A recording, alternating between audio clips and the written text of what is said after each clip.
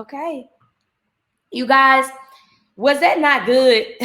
Y'all got just a little taste of what I actually go through in my 1 hour session with Tila every week. Y'all, she's amazing, amazing, amazing. Let me just say this, amazing. I can do nothing but tell her how amazing she is. But we are about to have our keynote speaker for technology.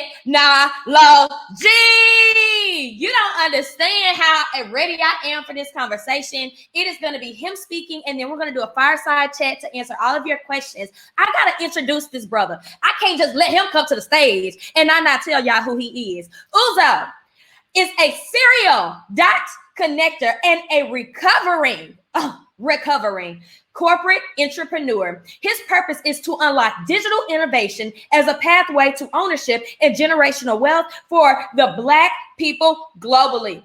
He is the founder and managing partner of Clifford Ventures, an entrepreneur consultancy and venture studio serving emerging founders. He is also building a new solution in the social tech space. First off, Uzo has been my friend since we was working in corporate America together. And I remember he would just have this good energy about him. He would just be this loving person, sometimes misunderstood, but I always seen his gift, always seen his goal. And today I want to introduce Uzo, who will be helping us to become the most valuable person while also building our most viable product that scales. Uzo, how are you doing today? Wow. I love the energy this morning. I love the energy. On. First of all, I had to say Tila did an amazing job. She got me ready to twist, you know what I'm saying? Squat a little bit, you know what I'm saying? I was trying to squat, doing little kicks, you know what I'm saying? So that was an amazing job, and I hope that everybody enjoyed her session because it was great. Yes. So Uzo, I'll let you have the floor, and then we're going to come back for a panel discussion, okay? Absolutely. I appreciate it. Okay. Thank you. So how's everyone doing? It's a pleasure to be here and spend some time, with you all. And I'm really excited just about the theme of the conference. And obviously, what Jasmine is doing and what she's building. And so I'm super excited to just, participate in any small way that I can. But yeah, I'm gonna, take just maybe like 10, 15 minutes, and I'll just talk a little bit about my story and then how that fits into the theme of what we're talking about today, which is becoming the MVP, so the most valuable person, so that you can build your MVP, which is a minimal viable product, right? So I'll start a little bit with my story, then I'll go into kind of, discovering and honing that MVP in terms of yourself, and then how that relates to the minimal viable product. So just a quick, background about me. I am, the son of immigrant parents, right? So I'm the first of 3 kids. I'm the first in my family to be born in the States. Both my parents born and raised in rural southeastern Nigeria. They came over here in the 80s. My dad in the Bronx, my mom in Minneapolis, actually. And then they met and they got married, right? So I think, being the first kid of them and, having those, hey, the doctor, lawyer, engineer kind of, pushes and aspirations from them.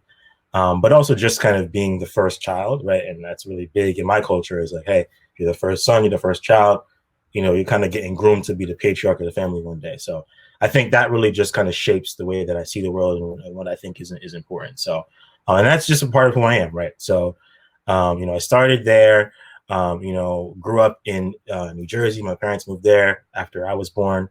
And yeah, so I grew up there, and I made it all the way to the Ivy League for college, by God's grace. I went to Columbia University. I studied computer science, and I was just so curious about the world and how it worked. And, I was really interested in just kind of, applying to all these different opportunities and seeing what I could get. And actually where I met Jasmine, I'm not sure if we met through NSBE, which is the National Society of Black Engineers first, or whether we met at Goldman Sachs, which is where we both used to work. But yeah, literally at 19 years old, I get scoops up, being in New York City. A lot of those kind of financial services, Wall Street, companies want to kind of poach kids that are at all these different schools. And so that kind of began my journey, there. So literally, I obviously was studying computer science. And so, I came there as a software engineer, got to kind of work on building things. And I did 2 summers there. When I came full time, I actually moved into a different role. So I was able to use my technical background, but then work directly within the business as a relationship manager. And so, I worked as a relationship manager, I worked in product of it, and then I moved into another role in sales. So literally my curiosity is kind of just like brought me all over the place. I had a chance to work for 2 of the, of the startups within Goldman. One of them that got spun off, one that's still internal to the firm, and then, one of the traditional businesses. And I just had all these different hats, right, that I was wearing, like from engineer to relationship manager to product to sales. And I was kind of just climbing up the ladder, doing my thing, traveling the world, all those kind of things. And so I just wanted to just explain that kind of as just like the background and the backdrop to what I'm about to get into, right? So I think for me, the defining moment and, when I think I started to become the MVP is unfortunately born out of personal tragedy. And so I'll give a little bit of a trigger warning in case anyone has experienced like personal loss or tragedy or things of that sort. So I was literally on a business trip to Salt Lake City. And, I was out there, I was on this new team trying to meet with folks, talk about our go-to-market strategy for new products we're rolling out. I'm in the sales seat. I'm running like a multi-million-dollar business. You know what I'm saying? It's my first couple months. And so I'm trying to hit the ground running. You know what I'm saying?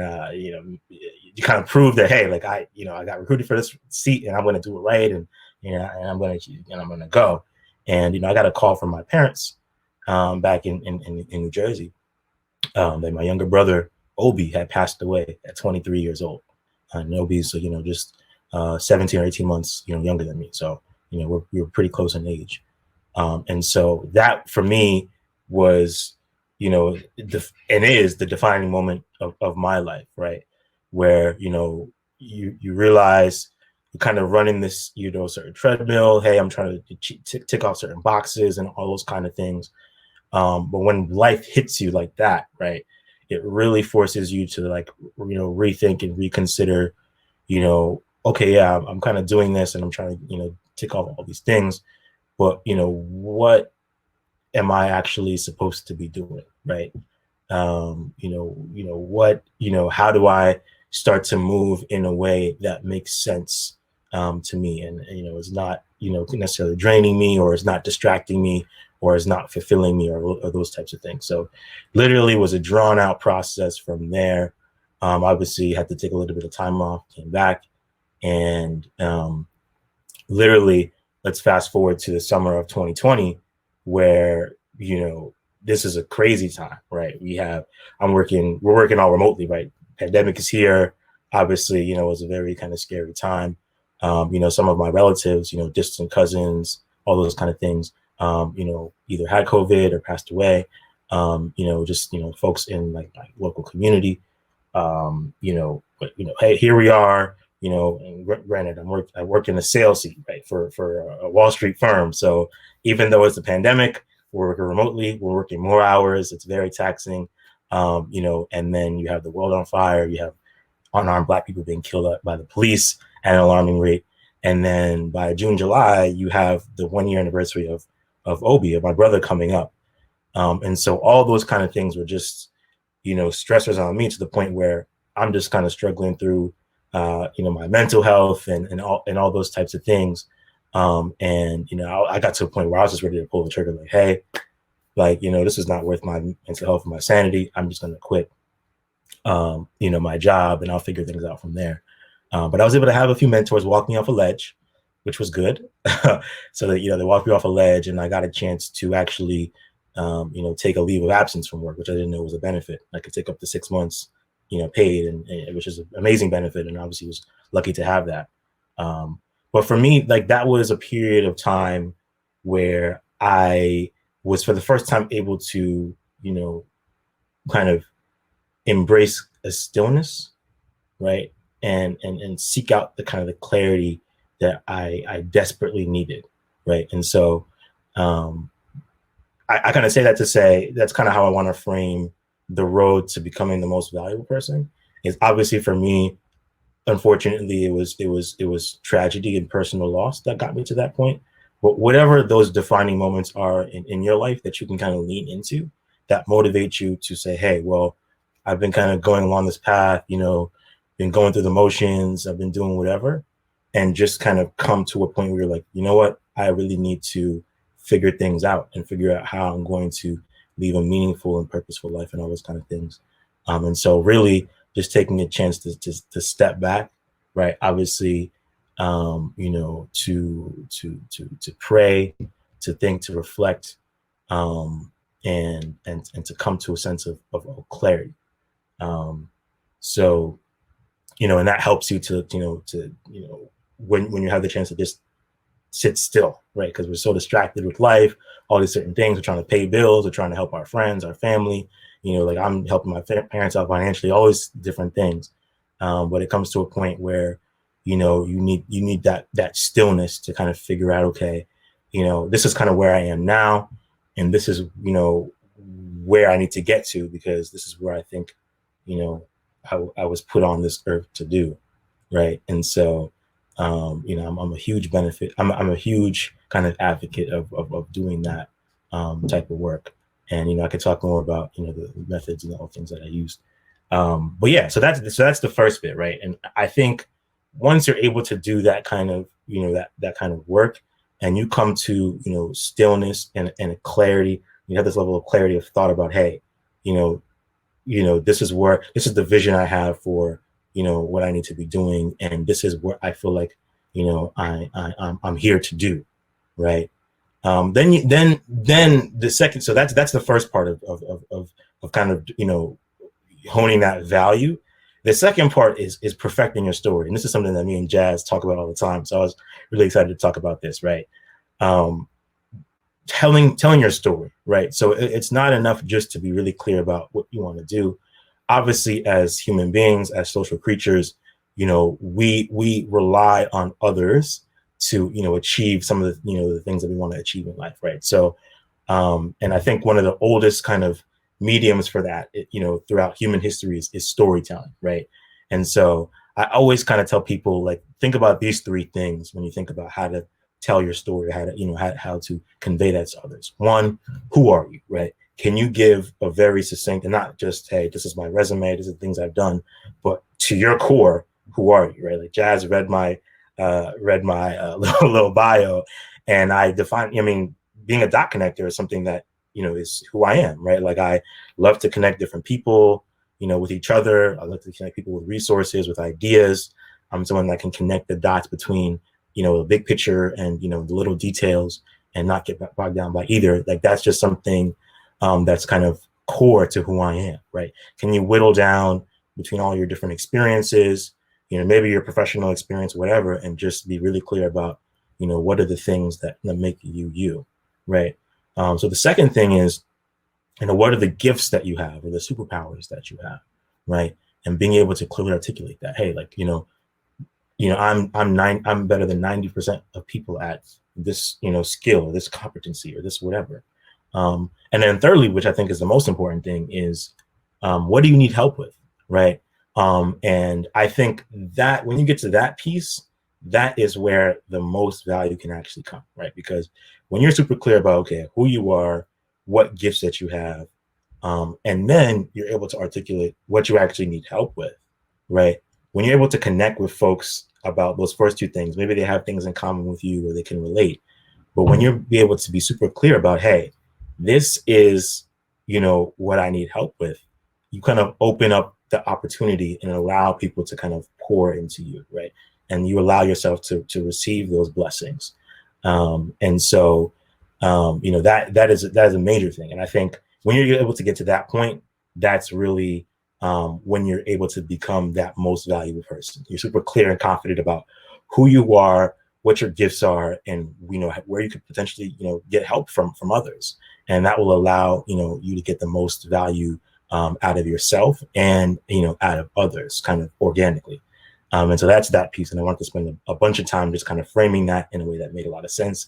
So I hope that, obviously you can't see you guys, hope you guys are thumbsing up. You know, you can kind of tell me if things are making sense in the comments and things of that sort. And then I'll briefly touch on just MVP, minimal viable product, before, you know, we get to Jazz again. And so, you know, you guys probably have heard about this if you're entrepreneurs or you're trying to build things, the concept of, you know, minimal viable product, right? So not just kind of, you know, putting such a huge thing out there, but just kind of starting with like the least kind of, you know, the least the most minimal thing that is actually viable, that's usable, that folks can use, that is your like own product that's kind of driving them towards a certain goal or thing like that. So I think I want to just briefly touch on 3 things here as it relates to thinking about an MVP. I think the first is, you know, progress over perfection, right? So obviously it's called minimal for a reason. A lot of folks that are kind of transitioning like I was, you know, from, you know, being in corporate to now thinking about like entrepreneurship. You know, if you're a perfectionist like me, you want everything to be perfect and it has to be polished and cool and whatever. And, you know, really the hardest part is just actually starting something, right? Just start, right? Yeah, I think your ideas, the value that you bring to the world is immeasurable. And so you just need to just put it out there, you know, get started, and, you know, you iterate over time, right? And that ties into the second, you know, thing here is, you know, the concept of building in public, right? If you have a community that, you know, supports you, that's engaged with you, you know, kind of lean into them, right? And use it as an opportunity to, to start, you know, from ground zero, to do one thing at a time, to have folks kind of validate you and uplift you and whatever, and, you know, go through that journey kind of out loud, right? And allow them to kind of opt into that, and be kind of your soldiers on the ground, kind of cheering you on, versus feeling like you have to have the perfect thing before you get it out there, right? Folks will tell you what it is, especially if they're the folks that are going to be using the thing that you want to build. And to that point, you know, there's a lot of different off-the-shelf tools, and some of the other, you know, speakers today will talk about some of the things that you can use. But it's very easy today to get something off the ground, right? If you want to build a website, you know, there's Squarespace, there's Wix, there's, you know, all these different, you know, website builders. You know, there's no-code tools like Notion, you know, like Bubble, where you can build, you know, a web application without knowing how to code, right? You just kind of drag and drop things and things of that sort. So there's a lot of high-powered, like off-the-shelf types of tools that you can use to get started, and then you can kind of scale with the heavier stuff later if you need to hire, or if you need to, like, you know, collaborate with folks. You can get to that later, right? But you want to be in a position where you have so much traction that it's actually forcing you to now think about, how do I scale this in a more kind of sustainable way? But, you know, just kind of get something out there. Yeah, like I said, like having that high growth and high traction is a good problem to have, because now that necessitates you having to think, you know, bigger in terms of doing things. So last 2 things quickly, execution over novelty, right? This is a big thing as a second point. You know, you want to be, you know, the thing that's going to separate you is how you execute, right? Ideas today are cheap. Anyone can have an idea. They're rarely novel, they're rarely new. But the thing that separates you is you, right? And how you execute upon that different idea. So I know a lot of folks are like, hey, I have this super cool idea and I'm holding it close to my chest and everything. But, you know, it's likely that someone has had that idea before, or is already working on that, or something else. And so really, when you think about how, you know, your perspective or your point of view differentiates you, and then you can execute upon that, that's really, you know, where the value is. And then, like I said before, as a third thing, your tribe, right? So building a strong team of folks you can collaborate with, whether they're direct team members, advisors, mentors, folks that invest in you, right, and monetarily or otherwise, and then a community, right, especially if you're building things that are relevant to the community that you already have, or that you're building, right? You know, they can kind of be the folks that are on the ground, you know, trying your thing or trying your service or your platform or your community, and becoming, you know, the champions and the advocates of it from early. And so you definitely want to engage those folks. So that's kind of what I had to say from a high level. So I hope that's making sense to folks.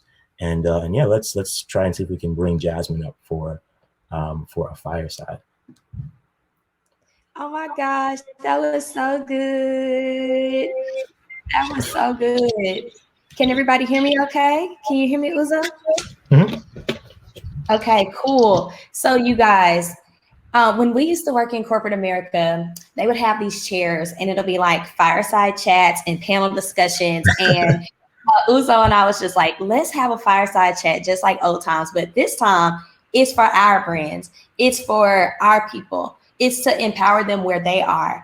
And I have 3 questions. And then if the audience has questions, because Uzo is a wealth of knowledge, you guys. Like, y'all don't understand who y'all have in front of y'all right now.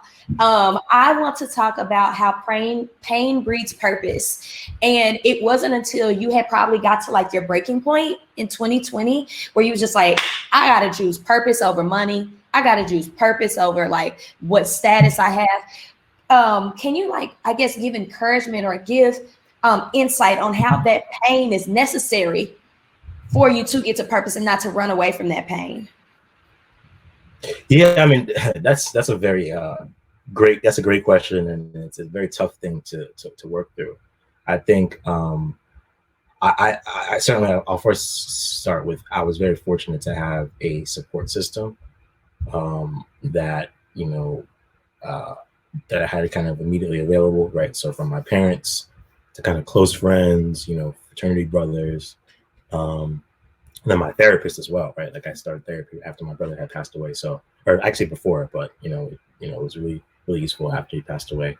And so I think having, because one thing, it's tough sometimes when you're someone that is the strong friend, right? And you're always, calling others, I always like to check on Jasmine every once in a while, call her, call other friends, whatever. And so, when you're the strong friend, it's like, okay, a lot of times it's like, no one's really checking on you kind of thing. Right. And so something I learned through, in that process in 2019 is that like, I need to kind of verbalize, when I feel like I'm going to a place where I might start suffering in silence. Right. So for me, obviously I was back home because of the pandemic, and, my parents would see me every day and they're like, yo, like, you kind of like, they're like, what's going on? All these kind of things. And they could see like the anxiety, they could see all those kind of things. And having them as a sounding board was really great because, it was like, okay, well, in my head, I'm just doing what I need to do to get by. But then other people around me are giving me those signals of, oh, actually, what's going on? Like, are you okay? And then they'd see me kind of, if I have like because I would have like anxiety attacks and things of that sort, right? Like imagine, like literally, like I'm home.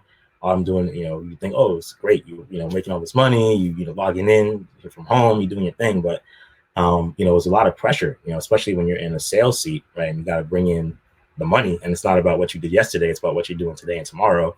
That's a lot of pressure. But for me, having those little kind of, having that support system in place that was like, okay, now,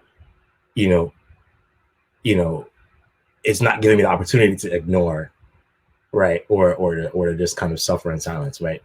And so once I got to that point where I knew, okay, this is really, I'm at the brink, and I need to kind of lean into this.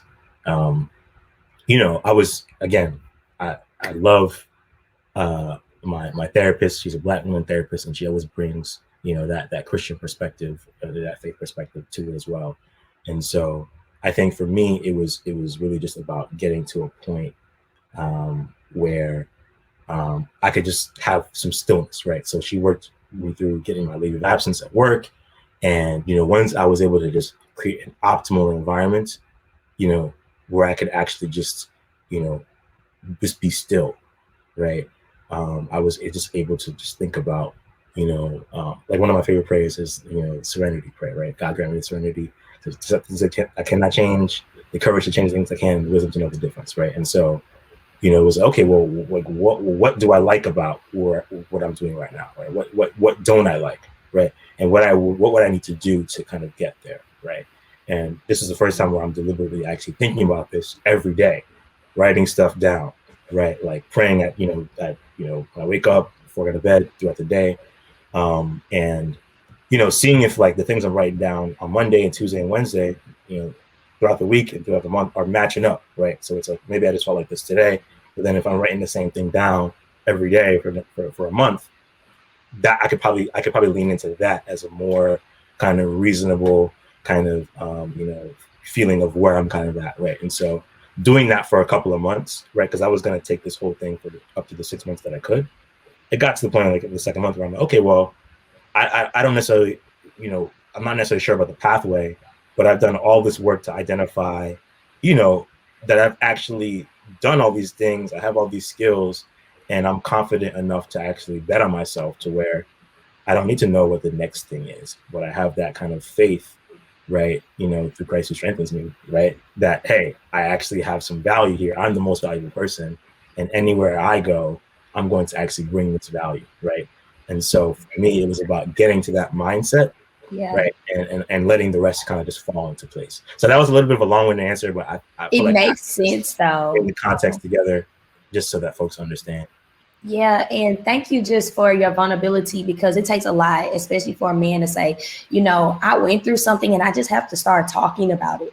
I can't suffer in silence. I can honestly raise my hand and say I was suffering in silence in a marriage that was tearing me apart by someone that I knew. And it's almost like you feel shame. Like, why do I feel like this? Because you are the strong friend. You are the person that's always, pushing people forward. Like, why is your life breaking down? And I feel like that is actually like in those very moments, that's when God's just trying to get our attention. Like, there's something else here and there's a pivot. And my next question is, how challenging was it for you to know that there was a change that you needed to make, which was taking that leave of absence, walking away from that 6-figure job and saying there's purpose here? But how I know what it was for me. I know how hard it was for me to leave. What about you? How challenging was it for you to pivot, especially after you had done your therapy? You understood that you were the most valuable person, period. How was it? So when I had initially taken the leave, like, again, I was in a very, I was in a very tough place, like, mentally. And so I think it was the most challenge was at that point, right? Because I literally was about to just pull the trigger and literally, like, a few of my mentors, like, O'Shell, like, some of them, like, walked me off the ledge and said, hey, just follow the process. You have all these benefits. You can take advantage of all this kind of, like, I literally I was just like, hey, yo, like, I can't do this, right? And so I think that was a difficult point. But once I got to, so I was on leave for a couple of months. Like, for me, once I got to that, like, clarity and that stillness, like, maybe on paper it was a tough decision to make, but it was easy. I'm like, okay, well, no check is worth my my peace of mind and my clarity of thought, right? Like, you know what I mean? As much as I've, glamorized and made this important and whatever, it's like there will never be a check that you could write me that's worth that. Yeah. Right. And so it was very, like, it was easy in that sense to where, like, I understood that now, right? Like, actually, I mean, not just, people tell you, yeah, people told me all the time, yeah, your time or whatever, but, like, I actually had, like, internalized that at that point. And so it was a very, it was very simple at that point to be like, okay, I'm at ease with this. Obviously, the moving parts are more difficult, right? Like, okay, well, I'm not gonna have the steady stream of income. So, thankfully, I have a little bit of a nest egg, and so I was able to be nimble and things of that sort. Yeah, that the decision itself, once I got to that point, it wasn't difficult. But thankfully, I had lived a life that was very, like, I lived under my means for a while. I saved a bunch. I paid off my student loans. So I had some flexibility there, right, from the discipline that I had developed throughout working, the last, 4 or 5 years. And so, once I was able to get to that, I was like, okay, actually, like, I prepared myself for this without knowing. Now I can take advantage of it and really just explore. So yeah, I love that. And what I bring, what it says is, like, God gave you a sense of peace about your decision. He gave you a sense of clarity. He said, go. And my next, I got 2 questions now, and I don't know if there's any questions from the audience. So team, let me know. Once you got to that sense of peace, that sense of clarity, right now, as you've been walking by faith, because that's what it is. Literally. You're building your next business. You're a part of, I know you're on to so many things, but has every day just gotten a little bit better? Have you failed yet? Has it been the worst of times? Because a lot of times people fear the inevitable. They fear not having a paycheck. They fear, like, this huge thing happening to them. And then, like, it really doesn't happen. You just become more in tune with yourself as it goes on. But, like, as you've taken that lead, how has it been for you? You know, it's interesting. I was just having a talk with my mom last night, right? About kind of the stage of life that I'm in, right? And I thank my parents so much. Like, I mean, very humble beginnings, you know what I'm saying, coming here, starting from scratch, and getting, you know, me and my siblings to a place where we can take the baton and go forward, right? And so I was telling her, like, I didn't like, you didn't raise me so I could like have the same ceiling that you guys had, right? Yeah. So that I could, you know, do this whole tick box thing. It's like, no, like literally, like you gave me the baton so I could have the audacity to think and dream bigger and to imagine a life that actually makes a lot of sense, right? And that's kind of that kind of lens kind of shapes the way I think about entrepreneurship, where you think about like the last 25 years, for example, and the folks that have actually built meaningful wealth. Like it's great to be a salaried employee at like a public company, but another thing is being on the ground floor of the Ubers, the Slacks, the Spotifys, you know what I mean? The Lemonades, the Snowflakes, right? Holding on. And when they, you know, when you have that big exit, you get that big payday, right? You know, that's where the real wealth is generated. And there need to be more folks, especially the folks that look like us. You know, obviously we're coming from, you know, we have to bootstrap, and we're coming from a lot less resources because a lot of these, you know, non-melanated folks just get millions of dollars just to period. They wake up. Here's a million. Just for vibes, right? And so they get that like patient capital and whatever. Oftentimes it's like we got to be 10 times as good when we get to the table to even get some of those opportunities and those dollars. But you know, at the end of the day, we still have to have that audacity to think and dream and imagine big. And so, you know, that's just kind of the phase that I'm in right now, is just having that audacity.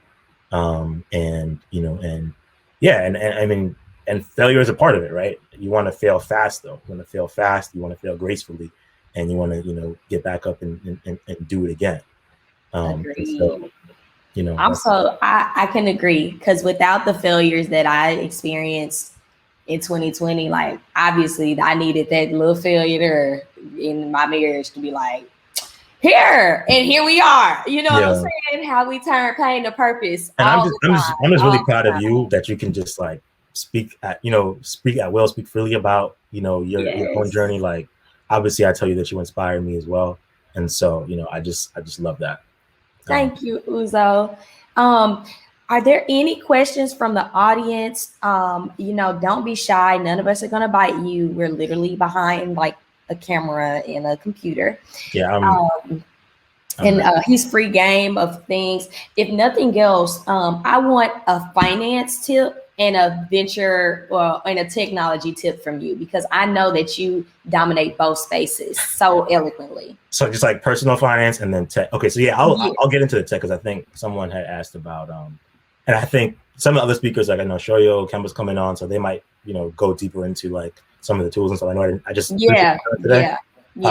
And then, but I'll start with personal finance. Like I had kind of briefly mentioned, I think once I graduated, I was really, I mean, first of all, since I was 18, I was just trying to get to where the money was at. So come on, where does the money reside? Literally, like, you know, in undergrad, like every summer I had an internship, right? So I'm a huge proponent of programs like Inroads, SEO, MLT. You know, I was in Inroads and SEO for my freshman year, so I was able to get an internship at MetLife, which is a Fortune 100 company, and literally being there at 18 years old, and I'm working with folks that are like more than twice my age, and I'm learning how big company work and how technology, you know, empowers what they do on a global scale.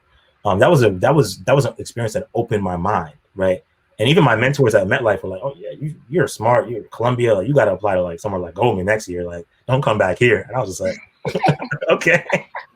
You know what I mean? So it was interesting. So I was lucky to have folks like that in my ear. But I think, you know, I was just, again, having that pressure of being the first child, and like I'm trying to, you know, put on for my family. I think my mind was always there.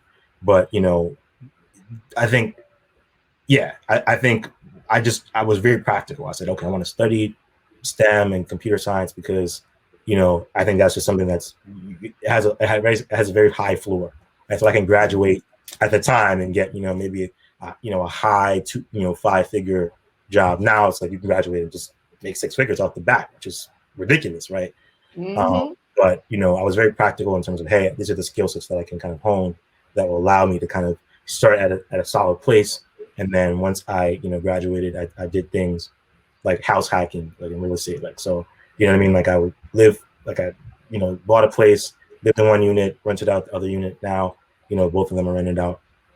I was living well below my means, right?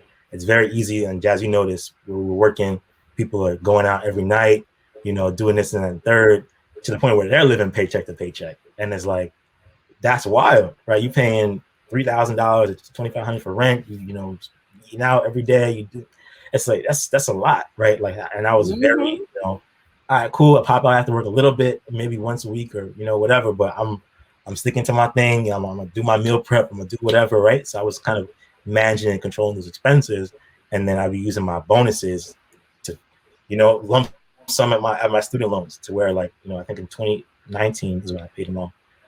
Full. And I remember that. I was like, yes. Yeah. So I think, you know what I mean? Like, for me, it was more so a necessity because like a lot of us, I'm not coming from a lot. I just knew that I had to put myself in a position where I can empower myself, to be more free financially.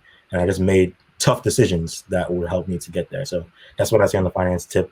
From a technology perspective, and folks can feel free to reach out to me after this. We can discuss, talk, whatever. Is some of these tools that I mentioned, right? So if you're coming from a background and you're not like me, I'm a software engineer by training. Obviously, I moved to different hats and seats when I was, working in corporate. But if you don't have that background, there's so many tools today that empower you to be able to, like, get something, up, right? You see a lot of folks even just like, hey, like I haven't built something yet, but I just want to have a sign up sheet, where folks can kind of go to my website and then say, I'm interested, sign up for the waiting list, right? Like, there's so many things that allow you to just be in front of folks, right? Yeah. And get started without having to have everything there, right? Yes. And so some of these tools, right, get very comfortable with no code tools, right? Stuff like Airtable, like I mentioned, stuff like Bubble, which allows you to build web apps without knowing how to code, like Notion, which is kind of like, Wiki on crack, right?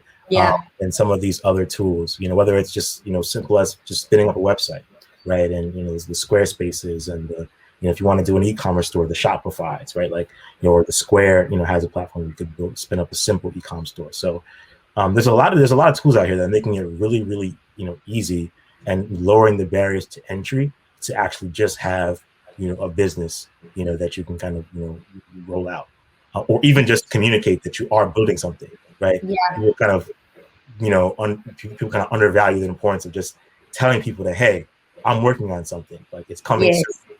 Like, even that is doing yourself a huge favor, right? Versus feeling like you have to have everything kind of perfect before you get it out there, because you build out something and then the streets will tell you, actually, I don't really need this. And it's like, okay, well, what'd you do all that for then, right? Yeah, that's good.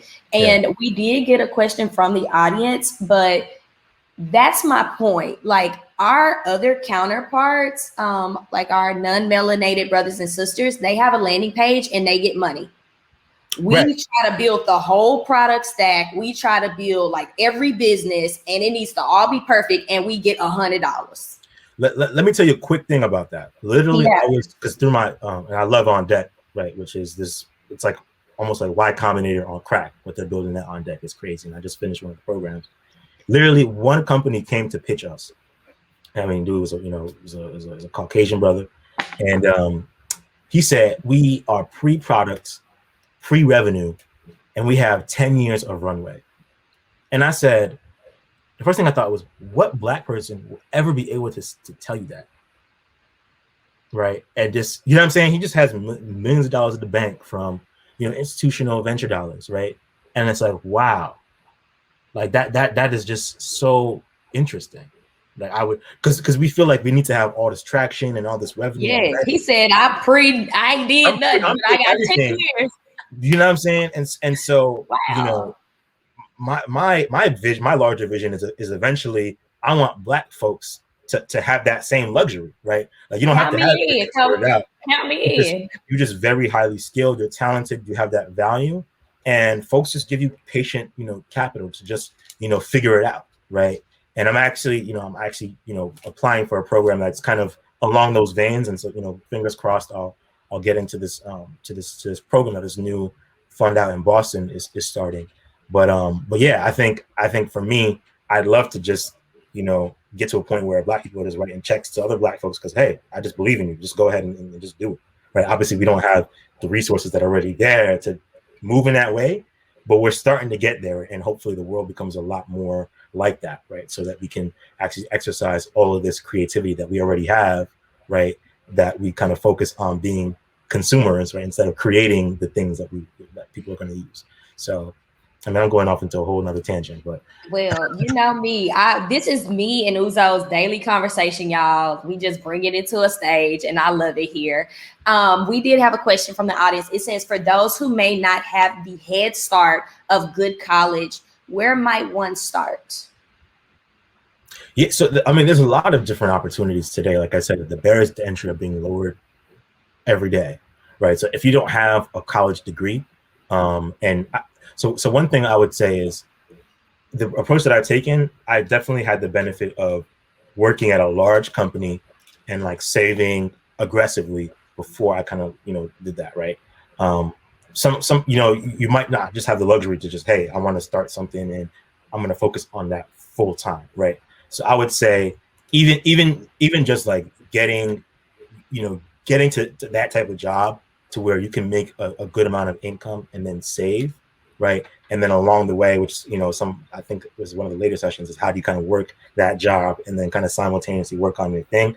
I think that's a great approach. And like I unknowingly, that's what I did, right? Is you want to be in that place. But as it relates to just getting certain opportunities, like, a lot of companies, like, especially tech companies like Google and whatever, they're removing a college degree as a requirement. So you can don't like count yourself out of these opportunities because you feel like you're whatever. It's like people are getting hired every day at companies like Google without a college degree, right? But if you want to be in a position where, hey, maybe I want to develop and hone some skills, there's a lot of different boot camps. There's a lot of different, just even accelerated programs that you can kind of, think about, applying to and getting, and those will allow you to get some of those skills on the ground so that you can either think about doing your own venture or trying to get plugged into one of these, either established, large companies or maybe like a high growth, startup, if you have a little bit more of a risk tolerance. But yeah, there's so many things today. We can continue that offline, but definitely think about boot camps. Definitely think about other opportunities like that allow you to build some of those skills. But then yeah, like there's so many programs today. Google is literally your best friend.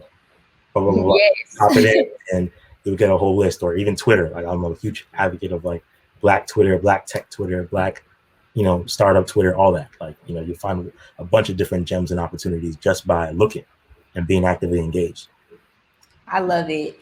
Uzo, do you have any final remarks that you want to leave the audience with, especially when thinking about scaling something? Because I am a proponent of scale now. Start now. I've been working on Walk by Faith forever. I feel it's the 6th year, and it finally got somewhere. But it started small, and it started one person at a time, and it just started with starting. So could you give the audience just one last message on just start, just do it, just walk by faith? Yeah, just do it, right? I think, and again, I think that the prereq there is that clarity. Yep. Right, and getting to that point. So you want to be the person that is your best advocate, right? So you having a personal story that resonates with folks, that you connecting with folks, whether it's in person, whether it's virtually, whether it's by extension of your social platforms and your presence online, the things that you kind of put out there, right? Even if you're just at whatever small step, folks, we're human beings. We connect with others, right? And when you just put something out there, you allow yourself to receive the help or the traction or the dollars, quite frankly, from others, right? And so that's what I would say is get very comfortable with that whole idea of building in public, right? A lot of us, are so close, so used to just holding stuff to the chest and got to do this and that and whatever. And you'd be surprised what like mediocre white men are doing just by thinking that they can do anything, right? Like literally getting to that kind of mindset of, hey, like this is my value. I'm meant to do this. Like that is like literally like the hardest thing. And once you get there, then things get a little bit easier. So that's what I'd say.